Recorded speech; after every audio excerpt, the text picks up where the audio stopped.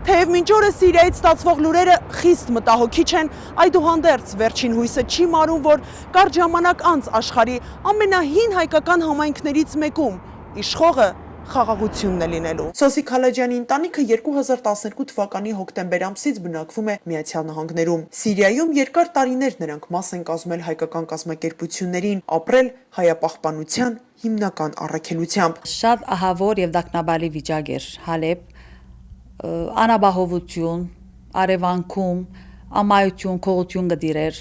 ճուրի էլեկտրականության եւ վարելանյութի դակնապ, սնտամթերքի եւ ամիջական գարիկներու ապահովման դժվարություն։ Նրա խոսքերով ամերիկյան կյանքին ինտեգրվելը նույնպես հեշտ չէ, բայց պատրաստ են հաղթահարել դժվարություններն ու կյանքի նոր ընթացք սկսել խաղաղության պայմաններում։ Մայր քաղաքտոջախ Սուրիան եւ հատկապես Հալեբը տարակրութենեն յետք դարձավ մեր երկրորդ հայրենիքը։ Շնորհիվ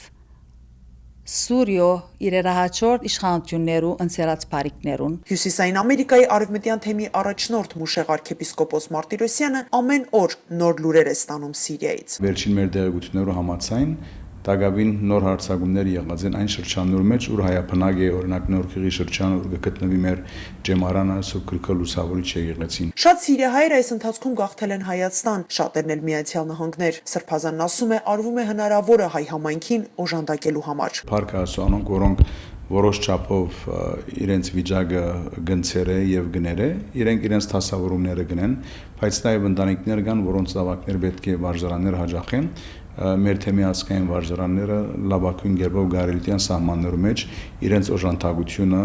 գնձային այդ բոլորին։ Արամ առաջին կաթողիկոսի բարձր հովանու ներքո անցած ամիսների ընթացքում մի շարք ծրագրեր են հաջողությամբ իրականացվել, որոնցից հանգանակված ողջ միջոցներն ուղղվել են սիրիահայության ներկայիս վիճակի բարելավմանը։ Արմինե Ամիրյան, Ռոբերտ Խաչատրյան, Armenia հեռուստաընկերություն, Միացյալ Նահանգներ։